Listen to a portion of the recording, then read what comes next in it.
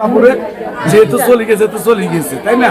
এখন পোস্টমর্টম করলে পুরা এলাকার লোকেরা যারা আছে আমরা সবাই নিয়ে একজন মানুষ চলে গেলেন, কিন্তু যাওয়ার আগে রেখে গেলেন অসংখ্য প্রশ্ন আমাদের মাঝে। একবার ভাবুন তো কি এমন কষ্ট ছিল তার মাঝে। ঘটনাটি আজকের শাহরাস্তি কালিয়াপাড়ার পাশের নায়নগর এলাকায় এক পুরুষের মরাদেহ উদ্ধারকে ঘিরে এলাকায় তৈরি হয়েছে শোক আর নানা প্রশ্ন।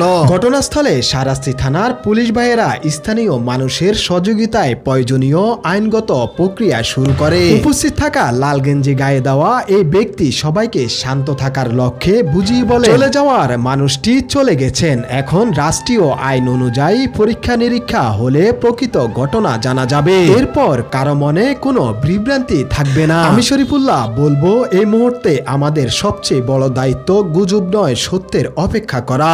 আমি শরীফুল্লাহ বলবো, একজন মানুষ যখন জীবনের সবচেয়ে কঠিন সময় পৌঁছে যায় তখন হয়তো তার মনে হয় সামনে আর কোনো পথ নেই। কিন্তু মনে রাখবেন, কোনো কঠিন সময় চিরস্থায়ী নয়। এমন ভুল সিদ্ধান্ত কোনো সমস্যার সমাধান হতেই পারে না।